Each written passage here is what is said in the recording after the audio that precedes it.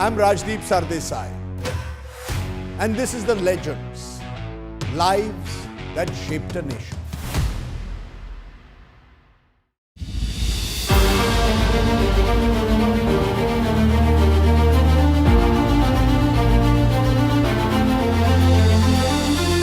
In music, there are performers.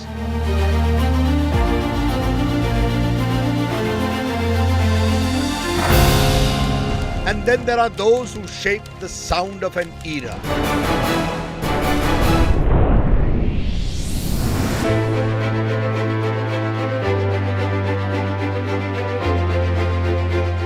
For more than 6 decades, his baton has spoken across continents, uniting orchestras, traditions, and generations.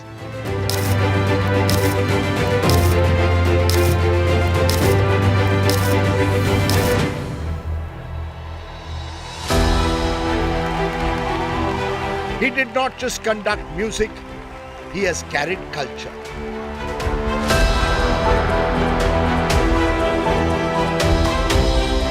Today we sit with the man behind a movement.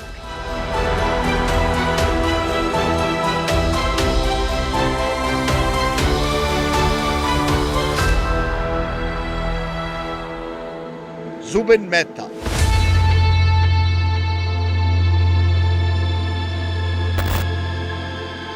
This is not a performance.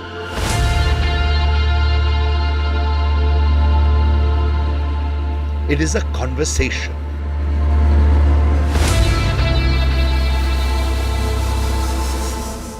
And this is The Legends, Lives That Shaped a Nation. I am deeply privileged to be joined by one of the iconic Indians of our times, a globally renowned conductor who put India on the global music map like few others. His life journey is that of one of the world's most renowned and celebrated conductors, leading major orchestras like the New York and Los Angeles Philharmonic, and serving as music director for life at the Israel Philharmonic Orchestra. I am delighted to be joined by the one and only Zubin Mehta. Thank you. Thank you. Thank you, Zubin Mehta ji, for joining me. Highly exaggerated, all this whole description. It is not at all exaggerated. As I said, in the times in which we live, the word legend is often misused. But you are truly a legend, a music career that has spanned 6 decades. And even now, as you approach your 90th birthday, you're still delighting audiences the world over. Yes, well, I don't feel 90 at all. How old do you feel? 19, 18? Maybe in my 40s. If I may then ask, what is the secret of your energy? We saw you rehearsing with the Belgrade Philharmonic Orchestra that you have brought to Mumbai as part of your 90th birthday celebrations in a way. But the sheer energy, the dedication and the discipline that we saw, what keeps Zubin Mehta going after all these years? Only the music that I am privileged to interpret. Music that has been left to us as keepers of musical museums since, let's say, 350 years. When did you first know, if I may go back in time, that I have this special talent or love or passion for music or obsession for music? This I have to thank my father. My love for music and my knowledge of music all stems from him. He was a great violinist, musician, who practiced at home all day. He had his string quartet.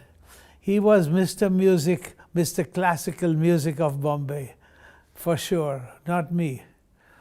I like the way you use the word Bombay, the city that existed before Mumbai. Your father was Meli Mehta. Yes. He was a violinist. He was the one leading or setting up the Bombay orchestra, symphony orchestra at the time. So he was the one who influenced you into music. Do you believe, therefore, Zubin Mehta, that music runs Yes. in the blood? Is it in the genes somewhere? Does it pass from generation to generation? I don't know about genes, but I heard it since I woke up every morning. He was either practicing or teaching or playing with his string quartet or practicing with his orchestral sections at home.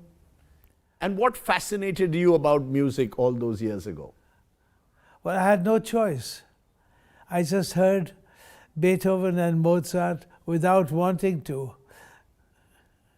I woke up listening, and I knew when I went to Vienna at the age of 18, I already by heart in my head knew so much classical music, more than those students I sat in the class with. Are you saying that in school, where I must tell you, you and I went to the same school. We both went to Campion School in Mumbai. You, of course, after class 5, then went to St. Mary's because Campion didn't have classes beyond class 5. But are you telling me that when other students in school were studying their maths, their algebra, their geometry, Zubin Mehta was happy just studying music? Well, I wasn't studying music, but the music was in my head, passing through all the time. Because when I would go home, that's what I would listen to, whether I wanted it or not. You know, it's interesting the way you put it. So tell us about those early school days, your memories of Mumbai or Bombay as it was then called. What are your favorite memories growing up in this city? But you know, I grew up in Gujarati, calling it Mumbai. When I spoke to my parents, I always spoke about Mumbai. Tamari Gujarati saras che? Is your Gujarati very good? હું તો પારસી લોકનો ગુજરાતી બોલું છું. હું કંઈ ભૂલી નથી ગયો. So you have not forgotten your Gujarati? Not at all. Because I spoke to my parents who passed away, let's say, 8-9 years ago, every single day in Parsi Gujarati. Because one of the reasons what makes Bombay or Mumbai so special is that it is truly cosmopolitan, or it was cosmopolitan. Absolutely. Well, there were 4 languages in this. Yes. I used to understand Goan, Konkani. Right. Marathi we listened to all the time. And Bombay Hindustani, English of course. आपकी हिंदी भी ठीक है? आप थोड़ी थोड़ी हिंदी भी बोलते थे? हाँ थोड़ा नहीं मैं थोड़ा जास्ती हिंदी बोलता है. You know, because one of the fascinating aspects of this city is the contribution the Parsis have made. We can, you know, they've been. That's not always recognized. It's not always recognized, but truly, as builders of the city, as philanthropists, as industrialists, as musicians. Philanthropists is very important. Yes. What the Parsis have done, the hospitals and the. Do you feel strongly, therefore, about your Parsi and Indian roots? The reason I'm asking you this is you, of course, left this country in the 1960s, went on to achieve great fame and acclaim across the world, and yet you never gave up your Indian citizenship. That's true. What sort of was the reason for that Zubin Mehta always felt his roots were here? Is that how you felt? The only reason is I've never stopped being an Indian. That's the proof of it is I carry an Indian passport for all these years. So for you, the idea of being this internationally acclaimed figure, what really mattered in a way that while you were getting this recognition the world over, there was pride in the idea of being an Indian. All the time. Yes. As I said, in those early days, what are your memories of that Bombay that you grew up in the 1940s? You mentioned Campion School. Yes. It was run by a Spanish Jesuit. Then I went to another Jesuit school. It's also run by Spanish Jesuits. We didn't know that they were Catalan from Barcelona. In fact, when I went to Barcelona first time with an orchestra, two of the retired priests of my school, Campion, of my St. Mary's, came to my concert. It made me very proud and happy, because they used to come to my father's concerts. And I studied with the head of the physics department of St. Xavier's College, music composition, who was a pupil of a very famous Spanish composer. So we share at the same school, Campion, the same college, St. Xavier's. But I just wonder, sometimes after all these years, when you come back to Mumbai, as it's now called, and there is a sharpening of linguistic identity. Someone is a Maharashtrian, you're identified by your religion or your language or your caste. Do you feel a little lost in this new India? No, I don't feel at all, because in Europe I learned several of the European languages. So in the end, at the moment, I speak 7 languages quite fluently. Bombay Hindustani not being one of them. But the idea, as you said, of being a Parsi, a small minority that has contributed enormously to India. Give us a sense of those times. The reason I ask you this is because I found out that you were not a bad cricketer. You played cricket. Your father... I played cricket in school. You played cricket in school. You were a leg spinner, a medium-pace leg spinner. Your father, Meli Mehta, played with Vijay Merchant, the great Vijay Merchant. And there were Indian teams in those days. There were 4 or 5 Parsis in them. The Umbrigars, the contractors, the Surtis, the engineers. I'm just wondering whether... did you get a sense that the Parsis, how do you see them? You mentioned philanthropy, but there must be something more than that that has made the Parsis so special to the idea of Mumbai and India. Well, you know, they started doing business with the English. Yes. The English almost brought them to Bombay from the coastal villages. And I don't want to go into the whole history of... but the Jamshedji Jijibois, the Tatas, they are the ones who built the hospitals, the schools, and with that came their philanthropy also. The Wadias, who built the ships for the English. You said that you feel proud of being an Indian. What does being Indian mean for Zubin Mehta? What does it mean having that Indian passport with you all the time? Well, I grew up feeling that very intensely. I grew up saying to the English, quit India. That's the generation I belong to. I lived opposite the ocean in Bombay, and British troops used to march past my home, I don't know how many times a day. And in myself or out loud, I would say, quit India, because that was the common denominator of the day. Remember when we used to go to cinemas, when they played God Save the King or Queen, we used to walk out. Really? Yes, always. Because Quit India movement started in 1942 here in Mumbai. Yes. And I wonder whether you have any memories of the leaders of those times. Did you ever see them?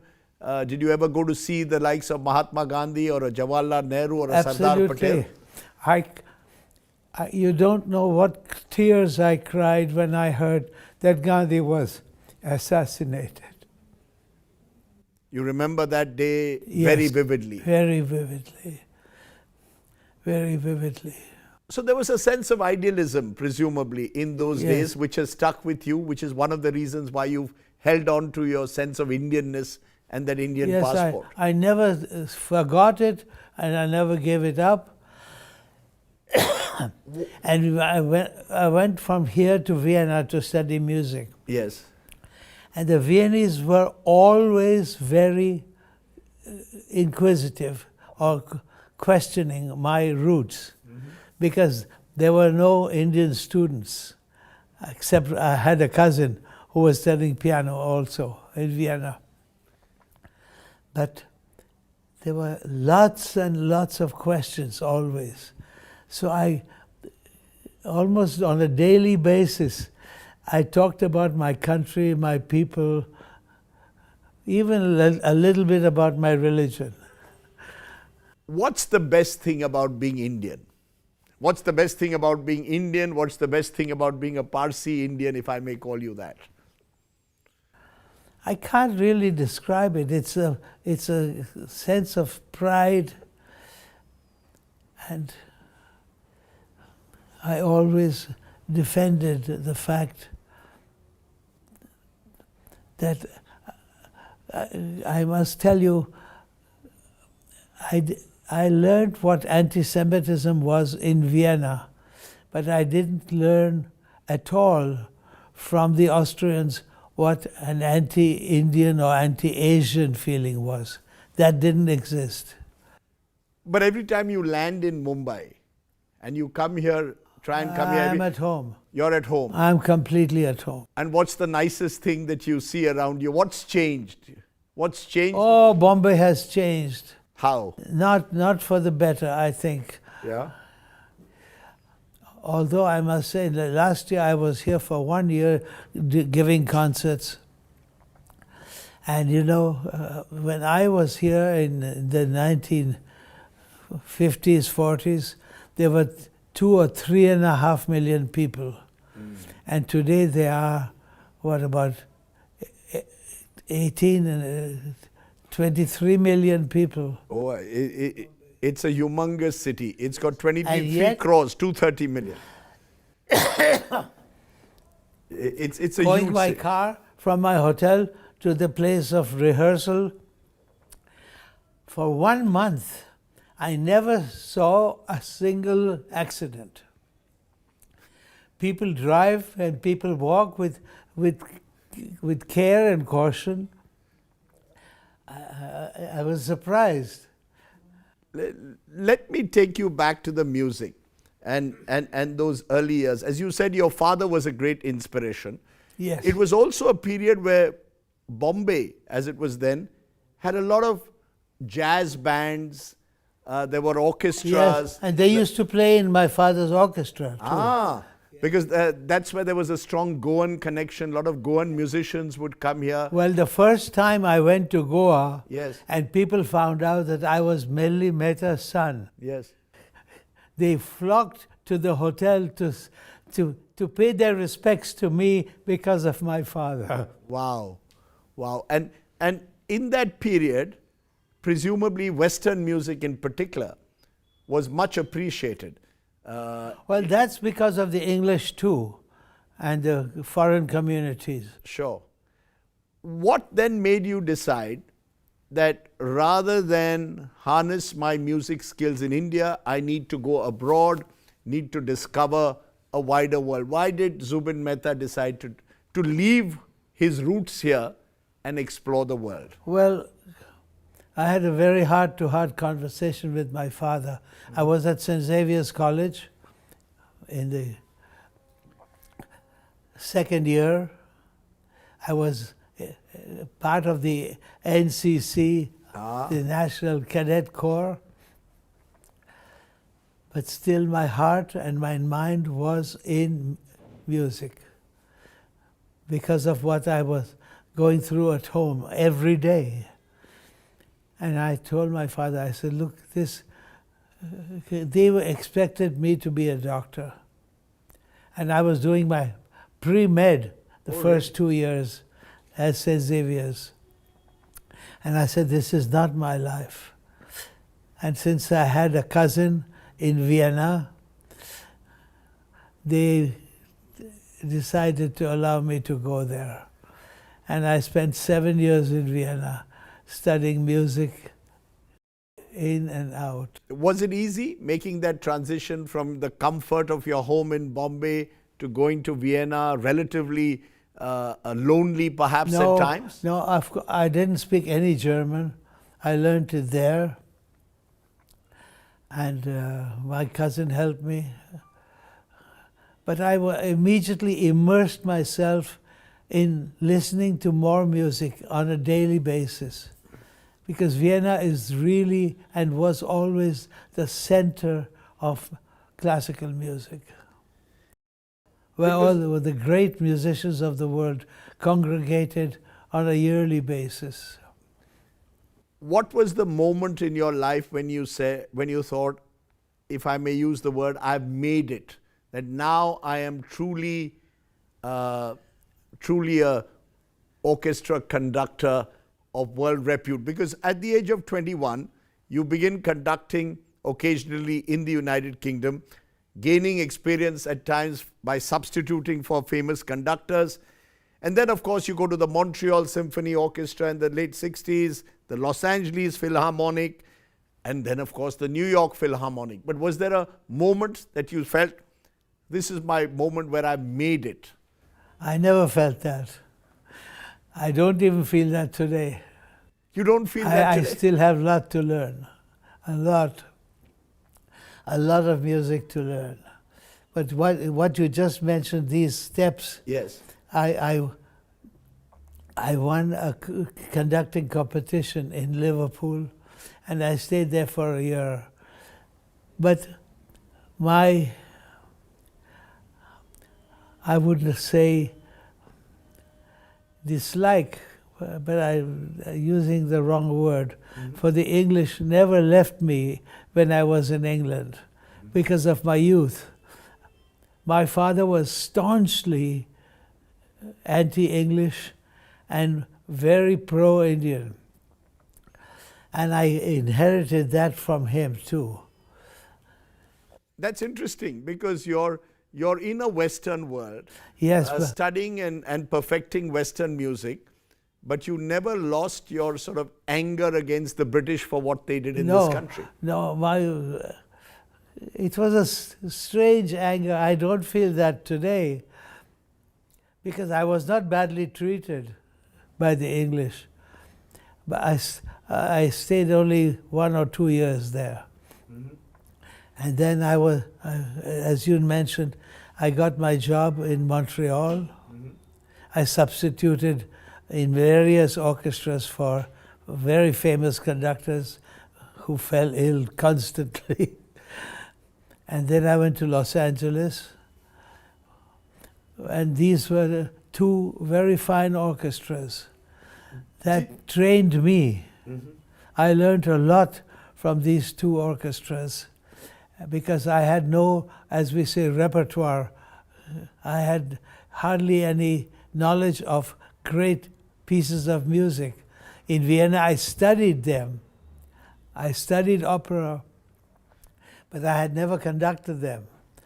In Los Angeles and Montreal, I learned to conduct, and I owe my thanks to those musicians who really inadvertently taught me. Because in music, in orchestra, you learn at rehearsals, you learn at performances.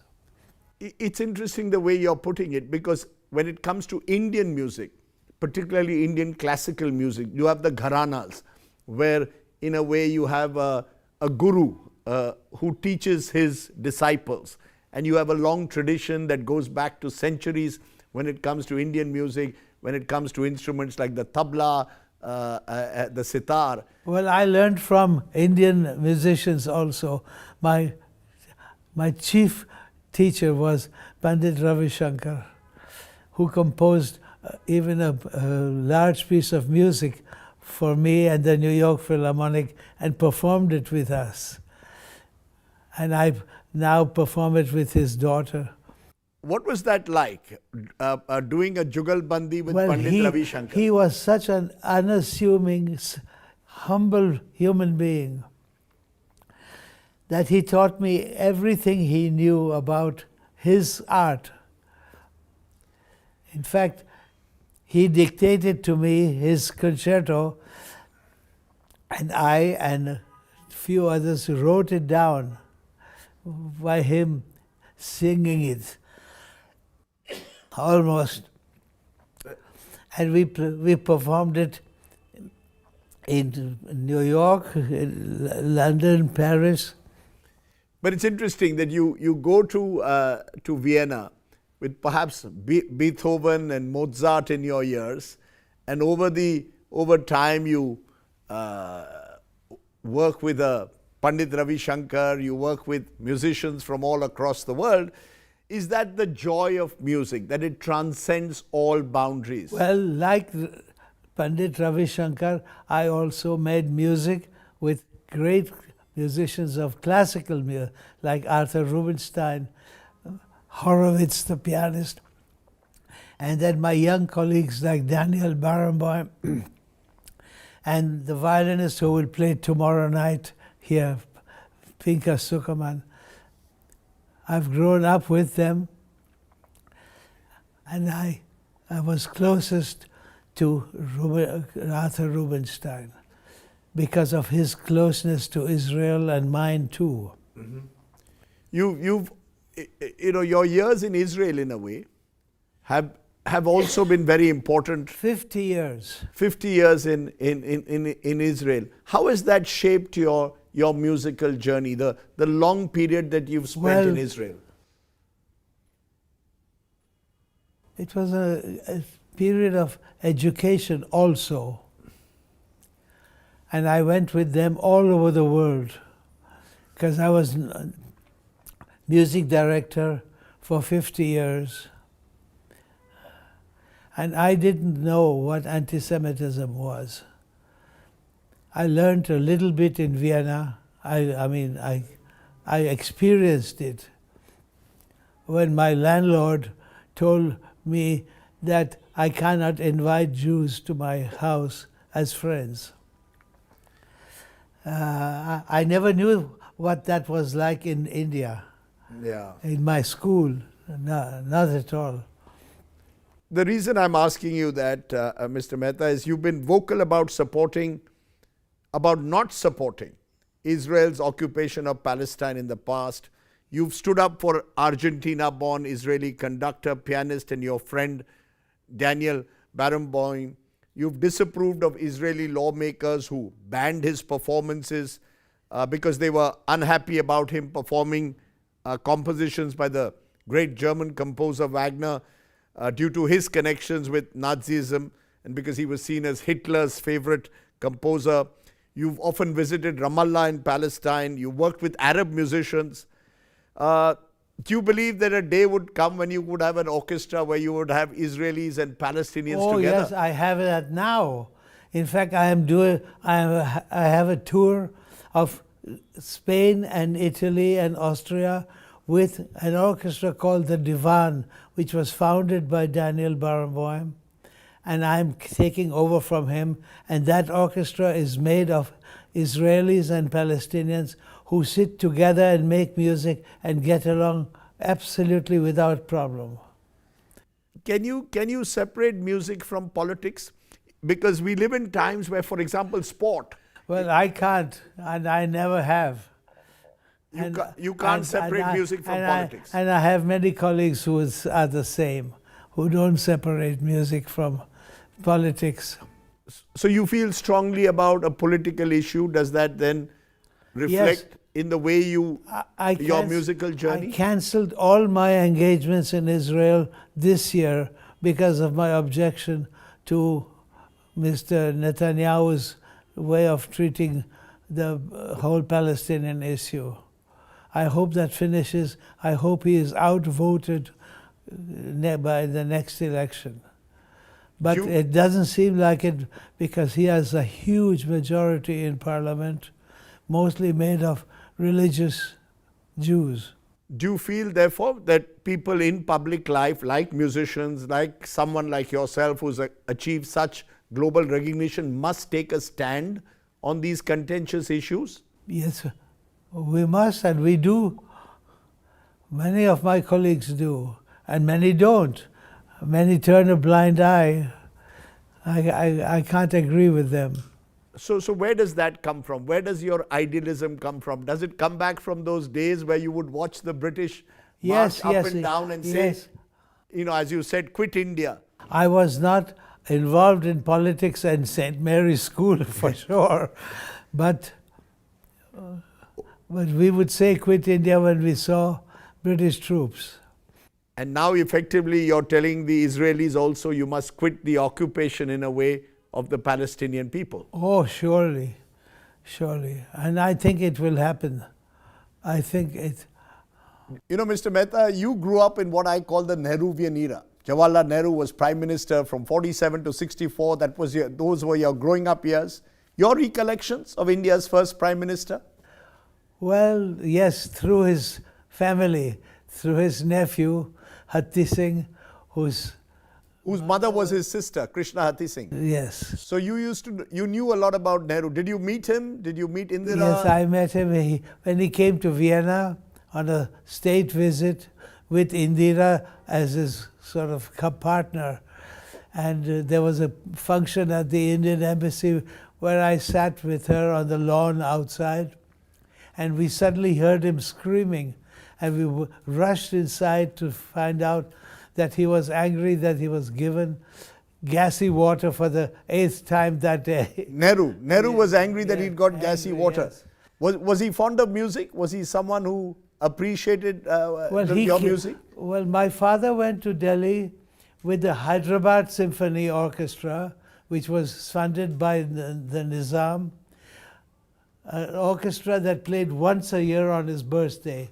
And they went to Delhi and they took my father as a soloist. They were quite a good orchestra, and Nehru came to those concerts. So in that period, there were lots of orchestras. You had a Hyderabad music orchestra, you had a Bombay music orchestra. So orchestra playing was very much part of... And there was a Calcutta also.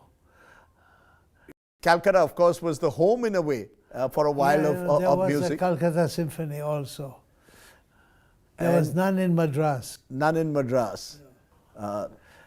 Interesting that I can imagine Jawaharlal Nehru watching a Zubin Mehta performance somehow. No, he didn't come to my performance. He didn't come to your performance. I was too young for that. You were too young for that, but I'm sure you have memories of the leaders of that time, as you said. Yeah, but you know, Indira and I remained friends always.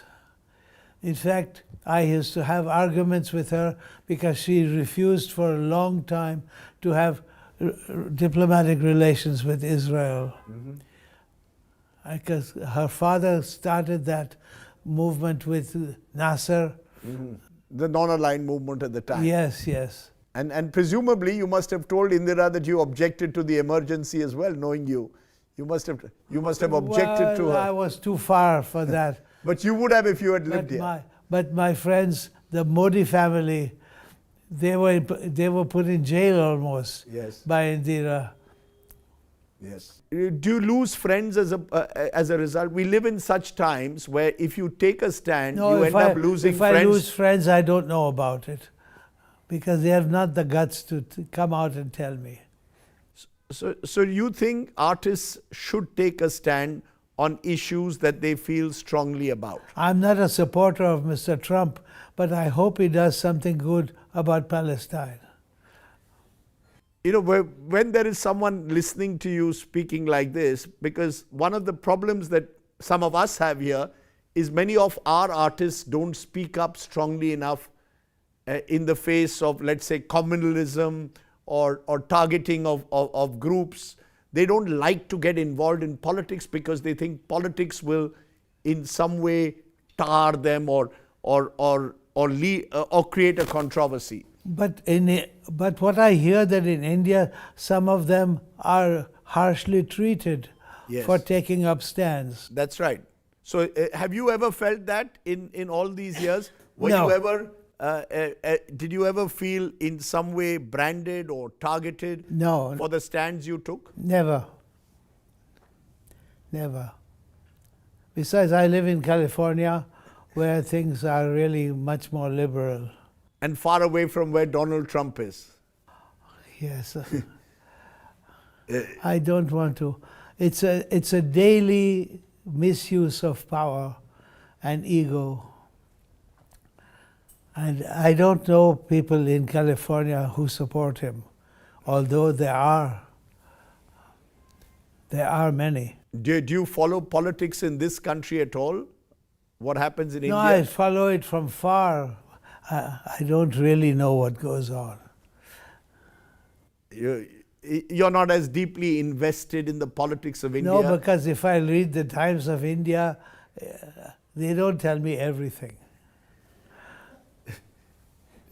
Do you believe, Mr. Mehta, that as time has gone on and you've acquired this cult celebrity status, what would you tell young musicians? Because lots of young musicians are looking to make their way in the world. Western music, one finds, now is governed more by technology. You know, you have everything is done on a computer. All the sounds come on a computer. How do you promote Western classical music? What would you tell a young person who wants to be a violinist or play the cello tomorrow? Practice. That's what I would tell them, one word. But music is growing in Europe and America, both South and North.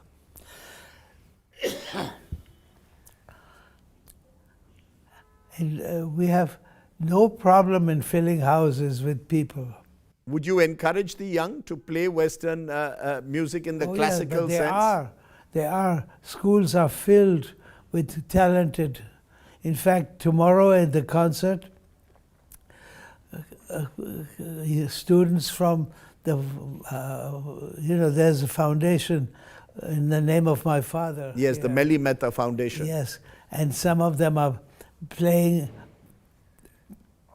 at the concert tomorrow, and I rehearsed with them this afternoon. Yes, they're excellent and very talented, and I look forward to the public applauding them tomorrow night. You know, you said practice.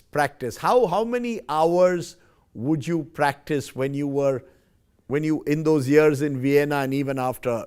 I mean, is that the very basis that you are, as you said, no, you want to improve all the time? I always wanted to be a conductor. Yes. And so I had to study more than practice. I used to play the piano and the double bass. I used to, of course, practice those instruments. But my main object was going to concerts, listening to my elder colleagues. I used to sing in choirs so I could look at conductors from another angle. What's the joy of a conductor? You know, we see it in the audience. We see you vigorously sort of looking in different directions. What is the joy of being a conductor? The joy is the music we are interpreting. We are fortunate to have been left great classical scores, musical masterpieces for the last 300 years. And tomorrow night's program is my favorite. You're performing with the Belgrade Philharmonic Orchestra. I know them for many years. They are excellent team of musicians, and they are coming in to fill the Australian World Orchestra that unfortunately had to cancel because of lack of sponsorship. We know that you inspire many of the young to perhaps take Western music. Apart from your father, over these years, has there been any other inspirational figure for you? Oh, yes. In the Western world, yes, absolutely. There were great conductors that I used to almost, it's a kind of a semi-worship to go to their concerts and analyze what they were doing and also criticize what we don't like. And Vienna was that kind of a place where we would go on a daily basis, either to a concert or to an opera. And we have to learn. And we learn all the time. I recall a few years ago you went to Kashmir. Yes. You did a famous concert by the Dal Lake. Was that a special moment for you, going to Kashmir and performing? Well, I always wanted to perform for Hindus and Muslims together. And the German ambassador in Delhi encouraged my vision, funded the project that I was music director in Munich in those days. So I brought the Munich Orchestra to India on a little tour, and we went to Kashmir, and the German government funded the refurbishing of the Jahangir Gardens. That's right. In Kashmir. And Muslims and Hindus came to that concert, much to the objection of people on both sides. Mm-hmm. And we had with us a small Kashmiri orchestra playing also music, and we played their music with them. And they had Hindus and Muslims again coming Yes, of together, course. just as you said, you have Yes. Israelis and you hope that you can have Israelis and Palestinians play music together, and they do for you. Yes. You had Hindus and Muslims play music together. Well, at least they were listening, that I know. Yes. But you would love to have them all together in an orchestra, Yes. because as you said, music cuts across all boundaries. Hindus and Muslims could play in the same orchestra without any problems. I don't think they would have problems. Is that part of the joy of music? That the idea of music or the love of music knows no identity. No. You are a global citizen when you enjoy music. You're right. You're right. And in Europe, there are so many divisions that when it comes to music, those divisions disappear. As I come to the end of this fascinating conversation, Mr. Mehta, what keeps you, it's a strange question to ask at the end, what keeps you going? You said you don't feel 90. No. You feel 21, you said, or... After I finished my 2 concerts in Bombay, Uh-huh. I'm going to Florence and doing concerts in Florence, Lucca, Granada. Do musicians ever retire? You see, all of us, perhaps, in the profession that we are in, have to retire, or we are retired. Can a musician ever retire? Musicians rarely retire. Rarely. Would you ever contemplate? No. Would I ever see you lying back on a rocking chair, not No. doing concerts, not listening to other music? You just want to... I'm not going to retire. So what keeps you going? What is it that keeps you going? It's my love for what I'm doing. It's the love for the tomorrow night's program. And then day after tomorrow night's program. And then the next month's And then program. in Florence. And then I take the Florence Orchestra to Switzerland. And is it also a constant striving to get better and better? Of course. Can a Zubin Mehta also get better? Or do you think I you've reached hope a so. stage where you've got perfection? I hope so. I hope. It's not better. It's, do I interpret these masters that I'm interpreting? Do I have more? Was there a perfect concert? Was there ever a day when you came out of a no. concert and said, I have just done the perfect concert? No, never. Never felt that? Never. No, one has to be especially conceited to have a thought like that. I can feel that it was a good concert. Yes. That I displayed the intentions of the composer as well as I could. Because after all, we have been left these scores or these pieces of music by a Mozart or a Bach since the 1700s. And we have only to interpret them.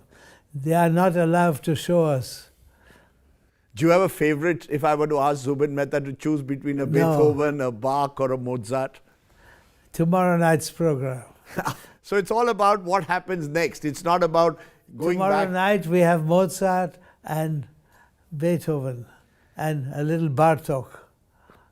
What is it about Zubin Mehta that we don't know about? We know the music composer. We know that you, as you've told us, this constant striving for getting better, this absolute obsession with music. But what is it that Zubin Mehta does when he's in his off time, leisure? What does leisure mean for you? I eat Parsi food. I eat Parsi food. What Parsi food do you enjoy the most? What's your favorite Parsi dish? You must have a favorite Parsi dish. I'll tell you mine. I love a dhansak. I come to Mumbai, I go and have a dhansak. I love the, but my mother, I think, used to make the best recipe for dhansak. And so we grow up in our mother's homes, eating just... Was there anything else apart from dhansak that you sort of remember from those days? So when your leisure time is, of course, having a good Parsi meal, what else? What else does Zubin Mehta enjoy? Well, I enjoy really traveling with my wife. She has taken me to so many unusual places, like a trip to Antarctica, a trip on a tributary of the Amazon. I've had wonderful non-musical vacations with her. And what's your favorite place in all these travels that you've done across the world? Well, it's the cruise of the Antarctic, which I will never forget. I thought you were about to say that your favorite place remains Mumbai. In all these travels, I'm presuming coming home to Mumbai brings a special smile on your face, because then you can have your dhansak and your Parsi food. But that I can have anywhere. I have that in California too. You get your dhansak? I have friends who cook for me. You know, there is something about the Parsi community, not just the food, the laughter, the jokes, the humor. In school, my Parsi friends would always crack the best jokes. Really? There's something about the community that makes you, that brings a smile on the face. Well, keep smiling. Keep smiling, even though you're not a Parsi. Well, I will do that, Zubin Mehta. You know, it's been such a joy and a privilege. As I said at the very outset, we share a school, and as I've now found out, a college as well, which makes us, we keep telling the world that Zubin Mehta went to our school and went to our college. And that makes us feel good and makes us smile. But you brought smiles to millions of faces. Is there a final message you want to give to young Indians, this new young India, that you're a country you're so proud of, whose citizenship you've never relinquished?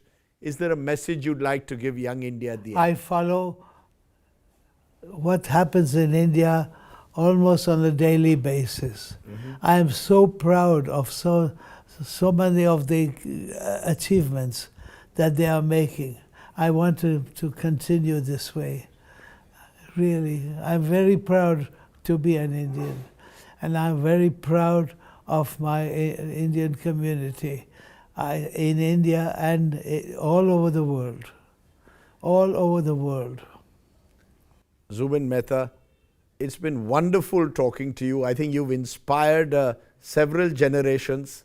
Keep smiling. Thank you for asking me. And may the music play on. Thank you. Thank you so much.